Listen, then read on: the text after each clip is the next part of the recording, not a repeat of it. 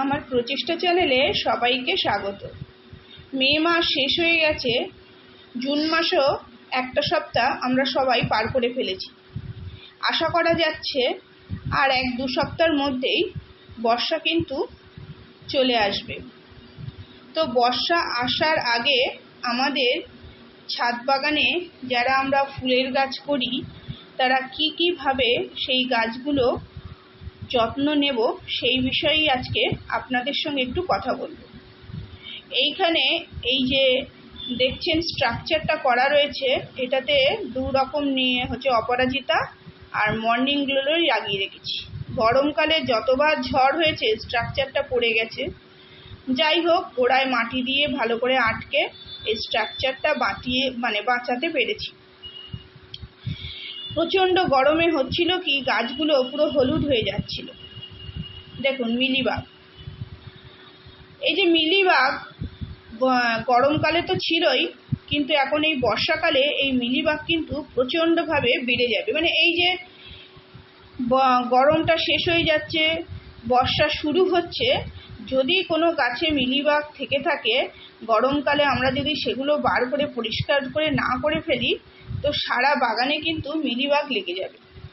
চন্দ্রমল্লিকা, তারপর এখানে কসমস, জবা, এই জবা গাছে তো পুরো মিলিবাগ ভরেই যায়। এই সমস্ত গাছে কিন্তু প্রচুর মিলিবাগ হয়। দেখুন স্ট্রাকচারটা পুরো সবুজ হয়ে গেছে। আশা করা যাচ্ছে বর্ষাকালে আরও সুন্দর হয়ে উঠবে যখন সাদা নীল অপরাজিতা ফুটবে। বাগানের এই কর্নারে অনেক ছোট ছোট টব, যেগুলো কাটিং থেকে চারা করা যায়, সেগুলো রেখেছি। ভাঙাচোরা টব আর কি, কারণ আমার বাগানে এই সাইডটায় একটা নারকেল গাছ আছে যেগুলো টবে পড়ে টব ভেঙে দেয়। তো যার যেদিকে অসুবিধে থাকে, খারাপ জায়গা থেকে, সেই জায়গাটা তো সাজাতেই হয়। তো চেষ্টা করেছি এই দিকটা, এই যে গাছ দেখছেন, অনেকে রুয়েলিয়া বলে, অনেকে মেক্সিকান পিটুনিয়া বলে জানে। এর 2-3টে কালার আছে। এই সোলার বক্সের মধ্যে লাগিয়ে রেখেছি, কারণ এর বীজগুলো যখন হয় তখন ফেটে বর্ষাকালে চারিদিকে বীজ চারা বেরিয়ে যায়। এটা ট্রাম্পেট ভাইন বড় একটা ক্যারেটের মধ্যে লাগিয়ে রেখেছি, আর একটা মাধবীলতাই মাটির টবটাতে রয়েছে। তো এই যে গাছে দেখছেন, প্রত্যেকটা গাছ কিন্তু বর্ষার আগে আমাদের চেক করতে হবে। আর একটা জিনিস, গাছ এতদিন প্রচণ্ড গরমের মধ্যে ছিল, গাছের কিন্তু গ্রোথ কম ছিল। তো যেই একটু বৃষ্টির জল পাবে গাছ কিন্তু গ্রোথ করতে শুরু করবে। তো গতকাল সন্ধেবেলা একটু বৃষ্টি হয়েছিল। আজকে আমি সকালবেলা ভিডিওটা করছি, তো বৃষ্টি হওয়াতে রাত্রিবেলা আমি কি করেছিলাম, 7:30টার পর বৃষ্টি থেমে গেলে প্রত্যেকটা গাছে সবজি পচা জলের সঙ্গে মিশিয়ে প্রত্যেকটা গাছে খাবার দিয়েছিলাম। তাহলে কি করতে হবে, গরম পড়ে গেছে, প্রথমত আমাদের প্রত্যেকটা গাছ পারলে একটু হালকা খুঁড়ে দিয়ে তাদের ড্রেনেজ সিস্টেমগুলো কেমন আছে সেগুলো লক্ষ্য করে অল্প করে কিন্তু খাবার দিয়ে দিতে হবে।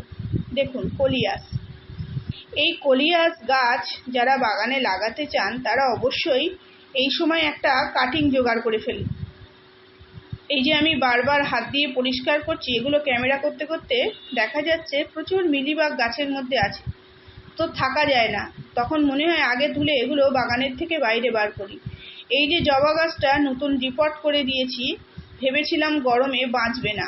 এই বুদ্ধজুঁইটাও তাই, এটা ঝড়ে পড়ে পুরো টবটাই ভেঙে গিয়েছিল। এটা একটা প্লাস্টিকের ছোট্ট 6 ইঞ্চি টবে ছিল, 6 ইঞ্চি বলছি ভুল, 8 ইঞ্চি টবে ছিল। এইখানে দেখুন, এটা হচ্ছে টেকোমা। এত প্রচণ্ড গরম ছিল, এই সমস্ত লতানো গাছগুলোতে প্রচুর জলের দরকার ছিল। গাছগুলো গ্রোথ হলেও পাতাগুলো হলুদ হয়ে ঝরে পড়ে যাচ্ছিল। খুব সকাল তো, তাই জবাগুলো এখনো ফোটেনি। তো কিছু কিছু গাছে দেখুন পাতাগুলো কেমন কালার হয়ে, যে নয়নতারা ফুলের পাতাটা কেমন কালার হয়ে গেছে। এই দেখুন জবা গাছেও প্রচুর মিলিবাগ হয়েছে। তো বর্ষার আগে আমাদের কি করতে হবে, পুরো বাগানটাকে চেক করতে হবে। কোন গাছের পাতা হলুদ হয়ে যাচ্ছে, কোন গাছের পাতা অনেক সময়, কোন গাছটা হয়তো একটু পচে যাচ্ছে, সেগুলোতে গরমে জল পড়ে হয়েছিল কি জল বসছে, সেগুলো লক্ষ্য করতে হবে। এই যে করবী গাছ, এত গরমের ফুল, কিন্তু তবুও গরমে ফুলগুলো নষ্ট হয়ে যাচ্ছিল প্রচণ্ড গরমে। মানে জল যদি একটু কম বেশি হয়ে যেত তো গাছগুলো শুকিয়ে যেত। তো এই যে এখন এই সময়টা কিন্তু প্রত্যেকটা গাছ খুব সুন্দর ফুল ফুটবে, কারণ এখনো প্রচণ্ড বর্ষা পড়বে না, হালকা বর্ষা যখন ঢুকবে না তখন গাছগুলো ফুলে ভরে যাবে। তার জন্য গাছে আমাদের খাবার দিতে হবে। আর যে কাজটা আমি করছি, প্রতিটা গাছ কিন্তু চেক করছি, দেখছি কোন গাছের কাটিং করার দরকার আছে, কোন গাছগুলো দেখুন শুকিয়ে পুরো সরু সরু ডাঁটি হয়ে গেছে। এইখানে দেখুন এই যে গাছটা কত বড় লম্বা হয়েছে, নাকচম্পা। আর এখানে অ্যালমন্ডা গাছে আবার নতুন অ্যালামন্ডা আর কি, দুটো তিনটে কালার আছে এখানে, সেগুলো কুড়ি চলে আসে বর্ষার জল পেরেই গাছগুলোতে কুড়ি। অ্যালামন্ডা গাছে আমি এদিন খাবার দিয়েছি, আর রঙ্গন গাছে খাবার দিয়েছি, আমি আগেই বলেছি ভার্মি কম্পোস্ট অল্প করে দিয়ে দিয়েছি। এইখানে মাধবীলতা গাছটা, এটা ভ্যারিগেটে, এই গরমে এটা হাইব্রিড মাধবীলতা, কিছুতেই গরমে গ্রোথ হচ্ছিল না, পাতা হলুদ হয়ে ঝরে যাচ্ছিল। বৃষ্টির জল একটু পড়তেই যেন একটু গরমটা কমেছে, কি 2-3 দিনের ব্যাপার, গাছের চেহারাই কিন্তু পাল্টে গেছে।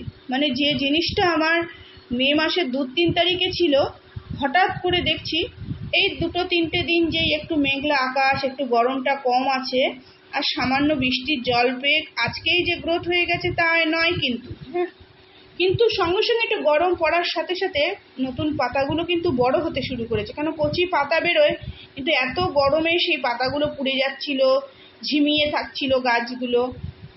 এই যে প্রত্যেকটা গাছ কিন্তু আপনারা চেক করবেন। ফুলের গাছ, সবজি গাছ যারা করেন তারা তো অবশ্যই।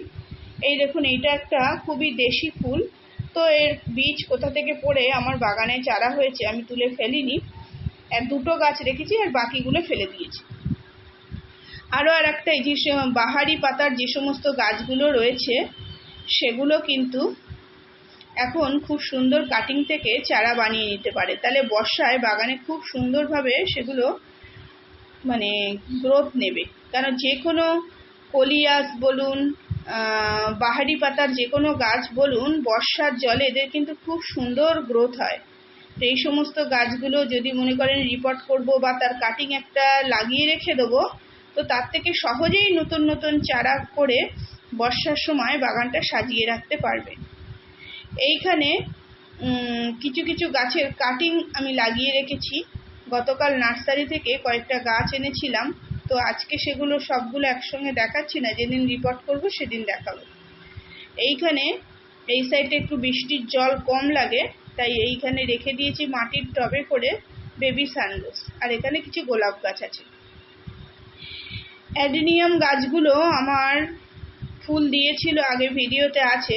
আর এই যে সাদা ভ্যারিগেটেড ফুল, ডবল পাপড়ির ফুলগুলো খুবই সুন্দর, কিন্তু সারা বছরে বর্ষাকালে হয়তো 2টো ফুল ফোটে, কোনো ফুল এর ফোটে না। যতই যত্ন করি ফুলের কুঁড়ি শুকিয়ে নয় পচে ফুলের কুঁড়িটাই নষ্ট হয়ে যায়, কুঁড়িটা তো ফোটেই না, নষ্ট হয়ে যায়। কিন্তু বর্ষাকালে কিংবা সেপ্টেম্বর মাসের অক্টোবর মাসে যে বর্ষার জল টল পাওয়ার পর যখন ওয়েদার ঠান্ডা থাকে, তখন 1-2টো কুঁড়ি হয়তো ফোটে।